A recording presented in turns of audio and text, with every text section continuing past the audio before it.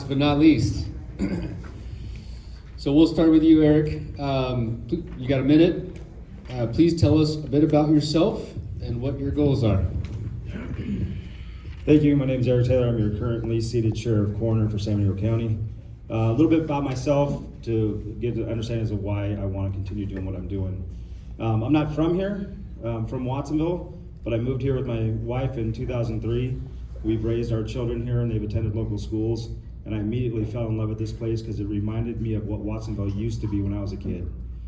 So I actually, in 2014, took a pay cut to leave the city of Watsonville to come here and be a captain for Sheriff Thompson and continue my career here. Being the sheriff is a lot more than patrol experience. Being the sheriff, I'm also the coroner, the marshal. I have to run security for a state courthouse and provide search and rescue for this community. I'm on the board of directors for 3 different outfits, the Horse Show and Rodeo, Chamberlain's Youth Services, and the Child Abuse Prevention Council.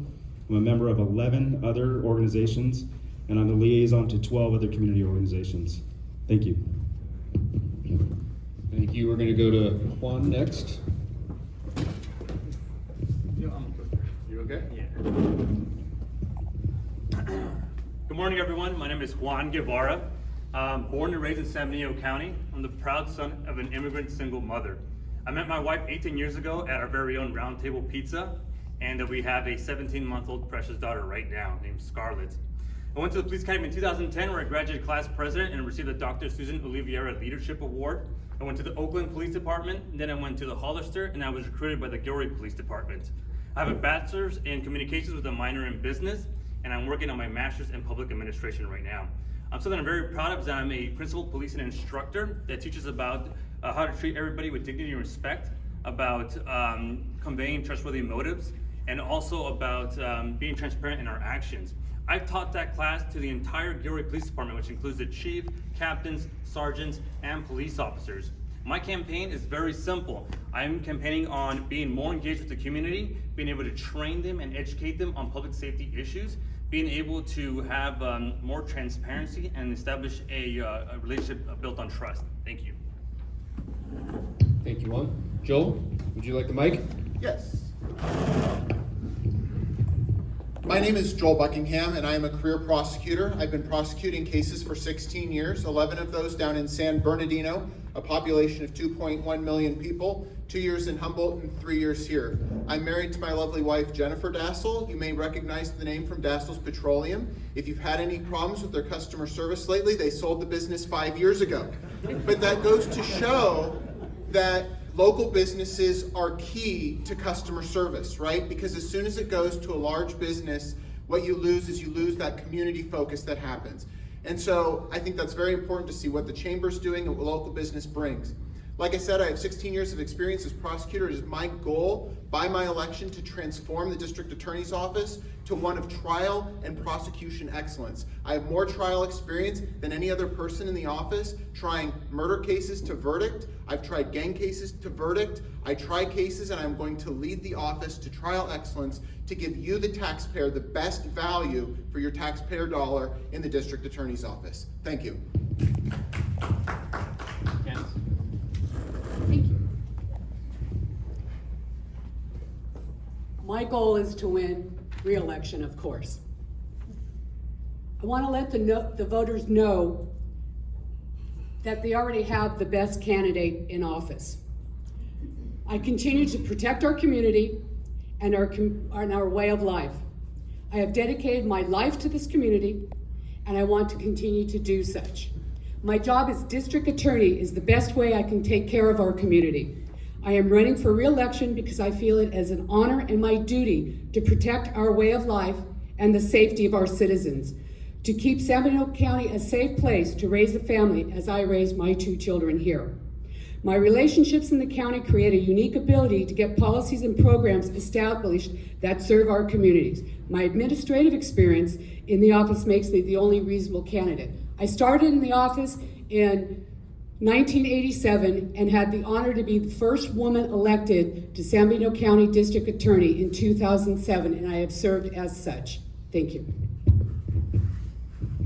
Wow. Wow, us attorneys like to talk. I thought you guys were gonna blow right through that 1 minute. All right, what are the top 3 issues you see facing San Benito County, and what solutions do you propose? Juan, you're first. So the top 3 issues that I see in San Benito County right now is the rise in violent crime. And one of the things that I propose that we do is a callback service for the sheriff's office, and it's something that's never been done before. What I want to do is when a deputy goes to your house and handles your issue, I want them to give you a call tomorrow, and I want them to ask what happened. Did we resolve the issue effectively? And if we didn't, can we revisit it to make sure that you and your family are taken care of? That's going to be one way to stop this revolving cycle of just going call to call to call and ensuring that we're providing a good quality service. The second thing that I see an issue in San Benito County is homelessness. And so we are kidding ourselves when we say that we're going to ticket the problem away or to arrest a homeless situation away. We have to create a homeless outreach team that can take off our police hat and start thinking about how we can provide services to this vulnerable population and get them off the street.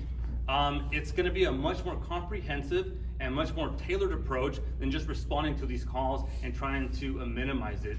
The last thing that I think is something that's very a big issue in San Benito County is the sheriff's office doesn't reflect the community that it serves.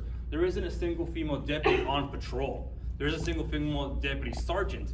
And I think that's extremely disturbing. I think that the sheriff's office should be able to reflect the community and be able to provide the services to everybody. And that's something I'm going to do. I'm going to advocate for the women in our community so we can welcome them into our workforce and be able to provide the services that they desperately need. So that's the 3 issues that I see. Thank you, guys. Eric, would you like the mic? Thank you. One of the really nice things about becoming the sheriff last June is that I get to really start doing things the way that I've envisioned doing them since I got here in 2014. So I'm in a unique position to tell you what I will do and actually what I am doing. The number one thing for us is mental health. I personally changed the way that we've responded to mental health calls to reduce any opportunity for there to be deadly force situations. I've done that because I've worked for the Taser Corporation since 2007 as one of their master instructors. And we're simply walking away from dangerous situations if we can't come to a resolution that's safe for everybody. I'm also appealing to the Board of Supervisors for a mental health deputy and working with the Cal State Sheriff's Association to change legislation at the level in Sacramento. With homelessness, that's the second thing that I want to talk about. There's a case decision called Martin versus Boise that makes any law enforcement intervention in homelessness an 8th Amendment violation of the Constitution. So anybody that wants to tell you that the sheriff's office is the tip of the spear for homeless response is lying to you. So I am pressuring the county to step up, do their part, fund beds so that we can then go and be in accordance with the Constitution and in accordance with the law and be able to get people into beds. And if we can't get them into beds, then we can start having criminal penalties for homelessness. Most of our population, and I'm a very much into intervention and prevention type person, most of our homeless population does not want to go to the homeless shelter, and we have no ability to change that. The last thing is there is rising gang crime. Nobody in this room is more qualified than I am. My whole career at Watsonville was about gang intervention, gang suppression, and gang prosecution.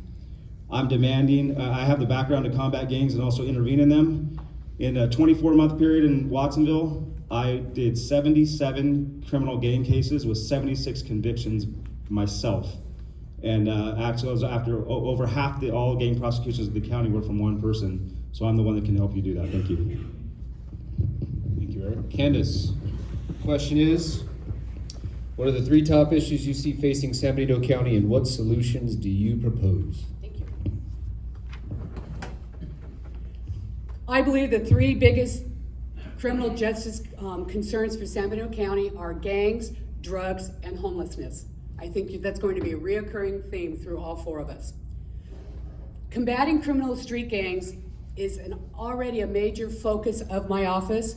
Gangs are responsible for most of the illegal firearms and the illicit drugs, including methamphetamine and fentanyl, that are entering our county. Myself, Eric, and other partners in the community have formed the Specialized Intelligence Unit to address this, to try and get the information about where the drugs are coming, who's bringing them in, etc., so we can address it. My office encourages drug and mental health treatment to help the homeless get back on their feet. Without treatment, they will never have a chance to succeed and escape homelessness. Homelessness is a problem for our downtown area, it's a problem for our whole county, and it affects you, the business people, and the chamber. People are afraid to walk down our streets, and that has to stop. Homelessness not only involves committing the crimes, but both mental health and the drug addiction, so we need to step up our response to that. Mental health is a crisis in this county, and we need to address it. Is prosecution the answer of the homeless? No, it is one tool that can be used, but it's not the answer. We have to address homelessness. We have to work in cooperation with the courts, with probation, with behavioral health, law enforcement, and all the other agencies to find a solution and solve the problem. The role of the district attorney is to take advantage of these programs such as drug court and mental health diversion. Working with the probation department, other dedicated community programs, and support the efforts to get people off addiction, the merry-go-round, and back to living a life free of drugs, combined with strenuous efforts to combat the flow of opioids into our community. Thank you. Joel? Thank you. As I see the three main issues that face the criminal justice system in San Benito County, I like to think of them in three foundational ways. They are demoralization, hopelessness, and disaffection. I think if we actually examine those things, we see that those are the sources of most of the issues that we have in San Benito County right now. What do I mean by demoralization? What I mean by that is that, for example, in our office, one of my coworkers has 292 uncompleted referrals according to our case management system that the police department has sent over for review and has not actually responded back to the police department with a turn down or a filing, and they date back to 2017, 2018, 292. Law enforcement officers wonder, what happens? Why does it matter? Why does what I'm doing make a difference? Because they don't see, and I think that's why I was endorsed by the Hollister Police Officers Association, because they see this problem. And then they wonder, why is it worth the effort? Why do I bother prosecuting? So when you go out and you call for a broken car or something that's happened to you, you go, it's not worth it, nothing's gonna happen anyways. That's demoralization. When Target has a loss prevention issue happen, they go, don't even worry about the loss prevention issue, because they've given up because they don't think anything will happen. That needs to change, and that can only change by inspiring local businesses, local members of the community to see that there is a change in the management of the district attorney's office. And we can remoralize and remoralize what's happening in our society by making people feel like the district attorney's office makes a difference. Hopelessness. Drugs are an issue of hopelessness. They're not new. What do I mean by that? If you go back to 1830 in China, the opiate crisis was the result of hopelessness that occurred in that national country. If we're going to overcome hopelessness and the drug issue, we have to make people be convinced that they are worth the effort for themselves, that they are loved by every member of our society, and they and their life are worth fighting for. And we can do that when we communicate to the community that they are valuable. And I talk about disaffection, but I ran out of time. Thank you. All right. Joel, actually, I'm going to start with you on the next one. With the impacts of Proposition 47, 57, and AB 109, as well as our county recovering from a pandemic, fentanyl and gang activity on the rise, what specifically can and will you do to ensure that our community remains a safe place to live, work, and play? Thank you. So I want to talk about Prop 47, 57, AB 109, SB 136, and SB 180. What have they done? They've largely changed a lot of the criminal charging that we can do in our district attorney's office. Now what's strange is people go, oh my goodness, they've ruined everything. I hate to drop a truth bomb on you here, but I'm going to tell you something that will probably blow your mind, okay? So in 2009, we changed the threshold for grand theft to $400 to $950. That's what Prop 47 did. But you know what's crazy? Texas's threshold is $2,500. And in fact, That change in 2010 was only keeping up with inflation. Why do I tell you this? I would love to see Prop 4757 changed, repealed, maybe to some degree or another. It's not happening, okay? We're not gonna be more stern than Texas, and the voters of the state of California are probably not gonna allow that to happen no matter how much we complain about it. So what do we have to do? We have to recognize that the changes that the voters are telling us is they wanna end overcharging. That's what they've done by getting rid of a lot of our enhancements, and force us to go to trial, try those cases, and hold people accountable. That's what the biggest changes are. We can still prosecute misdemeanor thefts and hold them accountable for 180 to 364 days county jail. But what has to happen is we have to be willing to take them to trial and to say, we're holding on for not less than 180 days. It's your fourth petty theft, and we're gonna hold you accountable. You're not allowed to do that at Target. We haven't gotten rid of the fact that we can charge a conspiracy. So people talk about smash and grab robberies. The law has not changed. Two people working together to commit a petty theft, we can still charge as a felony conspiracy. I know how to do it. I know how to enforce the law. I know how to maximize the value you get from the law, and we'll prosecute those cases to jury trial to maximize the value you, the taxpayer, get and protect our community. Thank you. Candice. Want me to repeat the question? It's a mouthful. All right. These propositions and other propositions is California's attempt at justice reform. Prevention, intervention, and suppression, as the sheriff said, is the way to attack this. Prevention begins with our youth. We need to stop the youth from turning to crime, turning to gangs. How do we do that? We do that through keeping them engaged, keeping them involved in the community, whether it's through sports, theater, church, whatever. They need to be engaged. Self-esteem, programs like Girls Inc. or LULAC, our Youth Alliance, to provide these children with the tools to have that self-esteem, that self-respect, so they don't need to turn to crime or to gangs to gain it. Education both for parents on how to raise kids and for the kids themselves. We've been very instrumental in reinstating SARB, Student Attendance Review Board, to keep these children in school so they have the education, they have the connection to the community, they have the self-esteem, etc. Intervention. When you start seeing these children turning to crimes, to gangs, we need to intervene. Again, how do we do that? We address them through education, through the programming, redirect them so that they feel good about themselves and they don't need to go to these avenues. Mental health and behavioral court are also very important, which I've been very instrumental in developing. Suppression, hold them accountable. Gangs, as we know, but what happened a few weeks ago, gangs are on the uprise. We lost 2 and had 3 more injured. We've got to go after the gangs. Again, justice reform is affecting our ability to go after these gang enhancements. We need to address that and deal with it. Fentanyl has killed too many people we know, and we need to stop it. Time. Thank you. Eric? You want the question again? Thank you. So I'll start with what I'm doing to try to help impact these things, and I'm actually working with the Cal State Sheriff's Association, our legislatures, to try to make some change. You've heard before the term elections have consequences. Elections do have consequences, and those consequences are that we put legislatures in that make laws that we can't enforce, or they water them down, and then they put judges in office that don't hold people accountable and make case decisions like Martin versus Boise. So I'm doing that, and actually my association recently just defeated SB 1464, which is going to take away local control from your sheriff. Prop 47 is a dismal failure. That's what's going to be the one that affects all of you in this room the most. So what Prop 47 did is it took it made drug offenses less impactful as far as the criminal justice system is involved.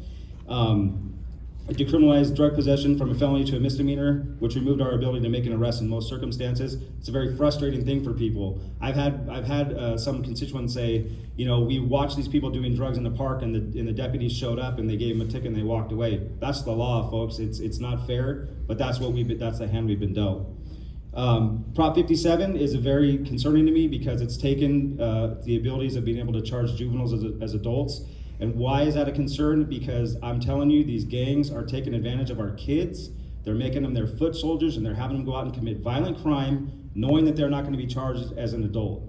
And that's a problem for our kids because they're being taken advantage of. We put a lot of resources into human trafficking. We need to do the same thing with gangs and the way that they're treating our youth. AB 109 has just made things much more difficult to be the sheriff. We have very sophisticated, high-level violent offenders in our local jails without the funding to deal with them. We had to go through a jail expansion because of AB 109. It's a frustration for all of us. But I will tell you also, we are implementing programs in our jail to reduce recidivism. We are implementing programs also in our community. I partnered with First 5 San Benito. We brought the positive parenting program and the strengthening families program to this community. And I'm telling you, we are making an impact on people. We're going to make a change to stop this cycle from continuing. Thank you. Thank you, Aaron. Juan? So, all of these issues are very important to the public. And one of the things, I think the very simple answer to all of these issues is the sheriff's office needs to take a much bigger leadership role in the community. When you talk about things like fentanyl, and it's a huge concern. A lot of people are dying from overdosing on this stuff. And so what I propose is the sheriff's office take a leadership role, and what I mean by that is offering a training to all members of the public, bringing them to the sheriff's office, educating them about the dangers of fentanyl, what it looks like, and how it actually kills people. And actually show them how to administer the medicine that can save them. Who in this room knows how to properly administer Narcan? Can I see a raise of hands? 1, 2, 3, 4, 5. So if fentanyl is as dangerous as people say it is, and it is, then I think everybody in this room should know how to administer Narcan, right? It's something very simple that we can do. And it's issues like this that I think that the sheriff's office can step up and do a much better job at taking a leadership role. Things like gangs. I don't necessarily agree with Sheriff Taylor that we have to be aggressive and arrest them. When people are already in gangs, you're not going to change their mind by arresting them. And what Candice actually said is the best way, the most aggressive way that you can prevent gangs is by preventing youth from joining them to begin with. So my answer to these things and the legislation and all that stuff is to take a much more bigger leadership role, educate the public and the community members, and see how this stuff affects them. Not just by airing videos, but hosting them in our sheriff's office by using the Community Foundation's new building, bringing the public together, and being able to educate them and tell them about what the issues are and what we can do to address every single one of them. All right, thank you. Come to the end. It's your 1 minute closing remarks. Candice, Yeah. will you do us the honor? Figured I was first. We always must remember that the job of district attorney is not just prosecution. Deputy district attorneys, yes, but the prosecutor, the district attorney, the elected district attorney has a much broader function. You've got prosecutorial, administrative, and community requirements. I love the work that I do. I love the community I have lived in and been part of and worked for over 30 years. Being the district attorney is the best way I can take care of the community. My handout is in the back of the room. It lists all my endorsements, which includes unanimous by the Deputy Sheriff's Association, and several of you here today are part of my endorsements. I ask you to let me to continue to keep our community safe, a place where we want to raise our children as I raised my two. I am part of the community, as you will see by my community service. And please, I ask for your vote. Thank you. Joel?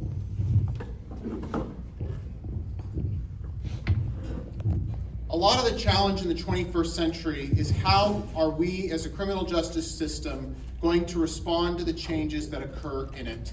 There's going to be a lot of things that happen from Sacramento. I'm not going to agree with all of them. I expect that I will probably disagree with many of them. But it's been paraphrased, or a paraphrase a saying that's been said once before. It is not the strongest of the counties that are going to thrive, but it is the one that is most responsive to change. The simple question you need to be asking yourself in this election is, who do you trust to lead the district attorney's office over the choppy waters over the next 4 years? Who do you believe will be able to lead the district attorney's office through the changes that are bound to come and protect you in the best way possible? The simple fact of the matter is there is only one reasonable candidate, and that is myself. I have a CPA license. I am capable and have prosecuted financial crimes. I can give hope to people that have seen something like the Community Foundation case go unhandled, that those cases will be handled. I can give confidence to the business community that your cases will be handled. I'd be honored to earn your vote. Thank you very kindly. Juan?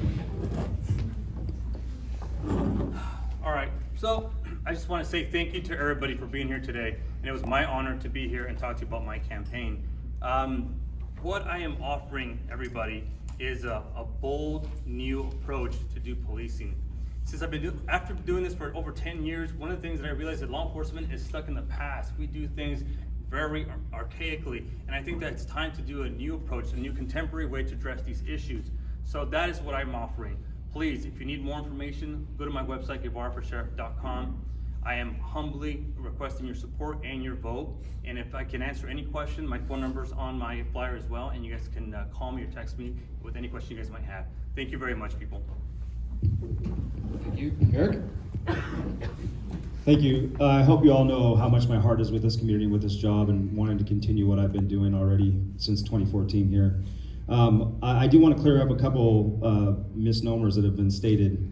I'm a founding member of our opioid task force in this community. I personally am one of the 3 instructors that have gone to all facets of this community to teach about the dangers of fentanyl and how to use Narcan. I'm the one doing that. Contrary to information being put out in our community, of the 62 employees that I have in the sheriff's office, 32 of them are Latinx. 31% of my staff are women, including 2 sergeants in the jail. I have the first female bureau commander in the history of our office. I believe in workplace diversity and I practice it. I have the first Mexican-born undocumented administrator who got his citizenship and became a cop, and now he's one of my lieutenants in my office. I've also been able to attract talent from the outside to bring new ideas into our community.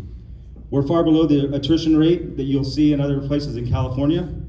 I've only lost 2 deputy sheriffs in the last 2 years, and I've attracted 4 laterals in. Thank you. Thank you very much.